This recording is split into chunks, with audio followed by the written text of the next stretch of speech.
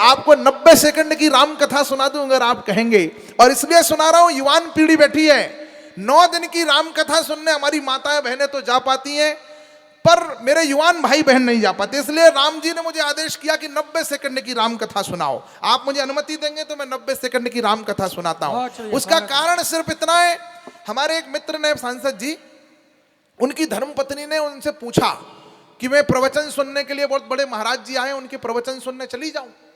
तो वो अनुभवी पति थे, वो जानते थे कि ये पूछ नहीं रही है, बता रही है।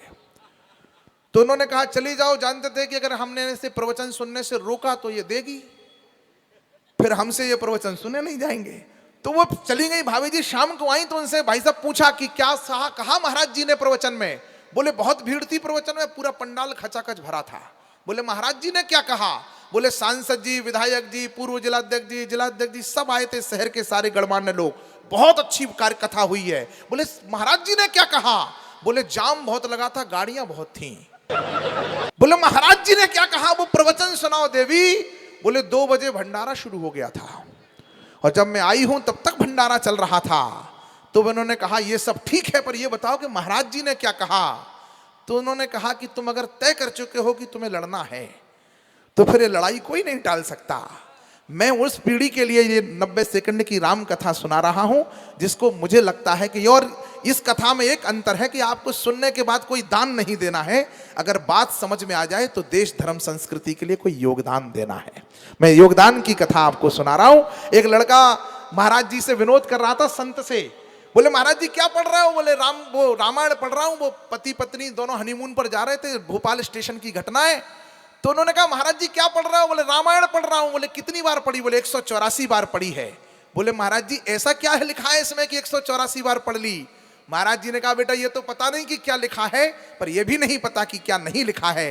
वंदे भारत ट्रेन आई, वो सारे लोग चढ़ गए, यात्री चढ़ गए, मैं चढ़ गया, वो भाई साहब चढ़ गए, पर भाभी ना चढ़ सकी। वो फोन पे बात करती रही, वो गेट बंद हो गया।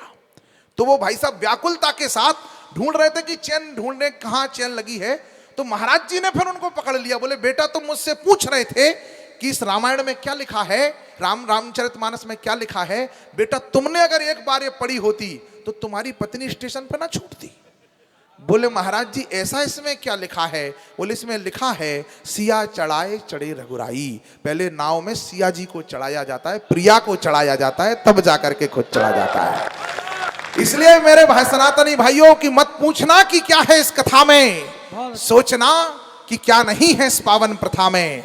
वेद पुराणों का सार है इस कथा में, वेद पुराणों का सार है इस कथा में। अपने इसरो के चीफ ने कहा कि हमें चंद्रयान के प्रक्षेपण के सूत्र वेदों से मिले हैं। तो मैंने ट्वीट किया था कि मेरे सनातनी भाइयों, मैं किसी के विरोध में नहीं कह रहा हूं, किसी पूर्वाग्रह में नहीं कह रहा हूं, सभी धर्म मजहबों का सम्मान करते हुए कह रहा हूं कि सनातनी भाइयों वेदों से जुड़े रहिए, वेदों की संस्कृति से जुड़े रहिए।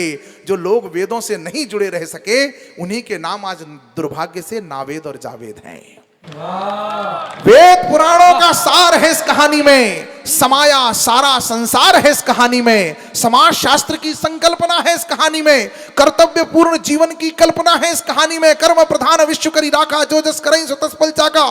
कर्म प्रधान कर्तव्य पूर्ण जीवन की परिकल्पना है इस कहानी में, कर्तव्य पूर्ण जीवन की कल्पना है इस कहानी में, मित्रता के मंत्र है इस कहानी में, विज्ञान के अकल्पित यंत्र है इस कहानी में। 1903 के पहले राइट ब्रदर्स ने दुनिया को बताया कि हमने 1903 में हमने विमान शास्त्र की थ्योरी खोज ली है। उससे पहले दुनिया विमान नहीं जानती थी, पर हमारे बाबा तुलसी तो 16वीं 17वीं शताब्दी में ही लिख रहे थे, चलत विमान कोलाहल होई, जय रघुवीर कहे सब कोई। विज्ञान के अकल्पित यंत्र है इस कहानी में, मित्रता के मंत्र है इस कहानी में, विज्ञान के अकल्पित यंत्र है इस कहानी में, परिवार का प्रबंधन है इस कहानी में, स्नेह का सुवंदन है इस कहानी में, नीति शास्त्र की नीतियां है इस कहानी में, अनुकरणीय युग रीतियां है इस कहानी में, दर्शन शास्त्र का दर्शन है इस कहानी में, जीवन पथ का प्रदर्शन है इस कहानी में, अध्यात्म की अवधारणा है इस कहानी में। सिया राम मैं सब जग जानी एक दुनिया को दृष्टि देती है कि जो अपनी तरह से इबादत नहीं कर रहा है वो काफिर है, उसे मार दो।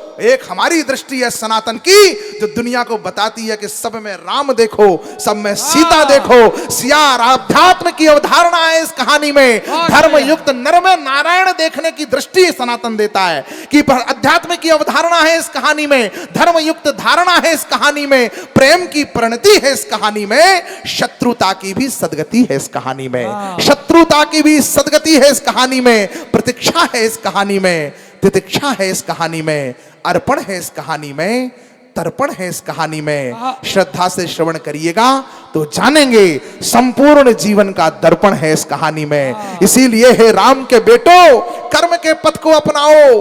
राम स्वयं है रूप धर्म का, धर्म के पथ को अपनाओ, वरना क्या होगा? वरना धर्म भी जीवन में फिर कष्ट कष्ट भर देता है। अब आवाहन किया है, प्रारंभ में सुनील भाई ने कहा कि एक वोट से सरकार गिरा दी, और आज हम देखते हैं कि कितनी वोट तो ठीक है, विधायक कम पड़ जाए तो सरकार बन जाती है। हम तब भी सही थे, हम आज भी सही हैं। वो दौर था जब राजनीति की शुचिता गणनी थी, आज देश बचाना है। इसके लिए जब लोग विदेशियों के हाथों बिकने को तैयार हैं, तो अपने देश वालों को देश की रक्षा के लिए खरीदने में भी कोई संकोच नहीं करना चाहिए। सिर्फ विजय, सिर्फ विजय, सिर्फ विजय, सिर्फ विजय इस हट पर चल रही है। अर्जुन की तरह वीरता के पथ पर चल रही है। राम के आदर्श पर चली तो चली थी अटल भाजपा, इसलिए आजकल श्री कृष्ण जी के रथ पर चल रही है। इसलिए आजकल श्री कृष्ण जी के रथ पर चल रही है। इसलिए देश के लिए मरने से ज्यादा आज यह देश के लिए जीने की जरूरत है। पंच परिवर्तन का आह्वान किया गया है। संघ का शताब्दी का 100 वर्ष है। मैं देशभक्ति की 4 पंक्तियां, अंतिम 4 पंक्तियां पढ़ करके आपसे विदा लेता हूं कि देशभक्ति अब यह है कि हम निज भाषा उपयोग करें। क्या करना है, हमें क्या संकल्प लेना है? देशभक्ति अब यह है कि हम निज भाषा उपयोग करें, अपनी बोली अपनी भाषा पर गर्व करना है। विमान में बैठा था, विमान की परिचारिका से पूछा, देवी इस विमान का विमानपत्तन से प्रस्थान करने का निर्धारित समय क्या है? तो आगे की पंक्ति के बलिष्ठ कायाधारी भाई साहब ने पीछे मुड़ करके मुझे देखा, तो मैंने 4 पंक्तियां लिखी कि तुम्हारे कद की ऊंचाई, हमीरपुर बोलो वालों बताइएगा कि तुम्हारे कद की ऊंचाई सभी उड़ उड़ के देखेंगे, महक किरदार में होगी सभी जुड़ जुड़ के देखेंगे। अंग्रेजी का बतियाना कहो अब कौन सुनता है? जो हिंदी शुद्ध बोलोगे तो सब मुड़ मुड़ के देखेंगे, जो हिंदी शुद्ध बोलोगे तो सब मुड़ मुड़ के देखेंगे।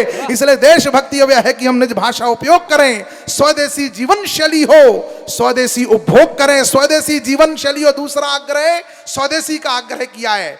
मैंने भाभी जी आपसे कहा कि स्वदेशी उपभोग करो, पर मेरी पत्नी स्वयं वो अंग्रेजी शैम्पू लेकर के आ गई, विदेशी शैम्पू लेकर के आ गई। तो मैंने कहा देवी तुम्हें मना किया था ये विदेशी सामान इस्तेमाल नहीं करना है, क्यों लेके आई? तो उन्होंने कहा कि बाकी सब तो मैं स्वदेशी लाई हूं, पर ये ब्रांड मुझे बहुत पसंद है।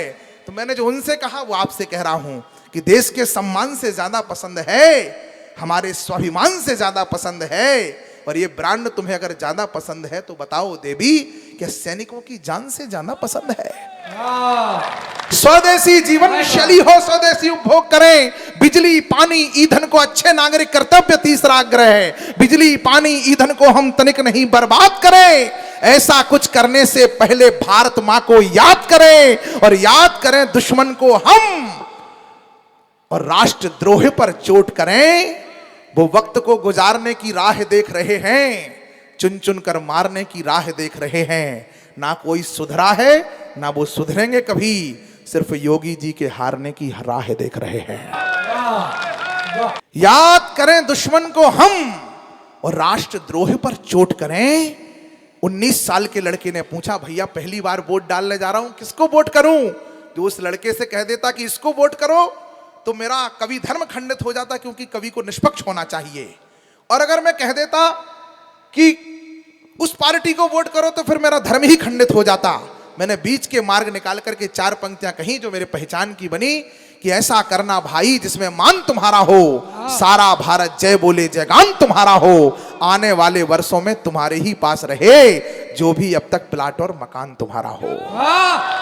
32% लोगों ने ताली बजाई है, पर मैंने आपसे कहा था 100% लोग जब ताली बजाते हैं मैं बैठ जाता हूं। मैं फिर 4 पंक्तियां पढ़ रहा हूं कि भारत के 100% लोगों का आह्वान करता हूं कि भारत के गौरव गरिमा के ग्रंथ की रक्षा हो, धर्म सनातन की रक्षा, हर पंथ की रक्षा हो, धर्म सनातन की रक्षा, हर पंथ की रक्षा हो, दिग्भी रहे सुरक्षित और दिगंत की रक्षा हो, ऐसा बटन दबाना तुमकी संत की रक्षा हो, ऐसा बटन दबाना तुमकी संत की रक्षा हो। 88% पर अटक गया, ये 4-5 लोग और बजा देते तो 4 पंक्तियां और नहीं पढ़नी पड़ती। इसलिए फिर कह रहा हूं कि मठ मंदिर के शिखर नींव पाषाण की रक्षा हो, शिलालेख पर लिखे हर प्रमाण की रक्षा हो। हमीरपुर वालों पहचानना, शिलालेख पर लिखे हर प्रमाण की रक्षा हो, दिव्य भव्य मंदिर के हर परिमाण की रक्षा हो, राम जन्मभूमि के नव निर्माण की रक्षा हो, राम जन्मभूमि के नव निर्माण की रक्षा हो। भाई साहब अकेले आपके कारण 99% पर अटक गया। इस भाई साहब फिर 4 पंक्तियां सुना रहा हूं क्योंकि मैं 100% का आदमी हूं कि घर भी बने गरीब का, घर भी बने गरीब का, कुटिया की रक्षा हो, मंदिर तिलक कमंडल और चुटिया की रक्षा हो, खेत पर सोते किसान की खटिया की रक्षा हो, ऐसा बटन दबाना की बिटिया की रक्षा हो, ऐसा बटन दबाना की बिटिया की रक्षा हो। जातिवाद से ऊपर उठकर राष्ट्रवाद पर वोट करें, यह समय देश की दौलत है, एक क्षण भी ना बेकार करो, ऊंचे ऊंचे सपने देखो, सपनों को साकार करो। कहा विवेकानंद ने जैसा, दोनों हाथ ऊपर उठा करके मुझे विदा करिएगा, कि कहा विवेकानंद ने जैसा लक्ष्य महान बनाए हम, सारे जग में सबसे अच्छा हिंदुस्तान बनाए हम, सारे जग में सबसे अच्छा हिंदुस्तान बनाए हम। भारत माता की, भारत माता की। नमः पार्वती पते हर हर।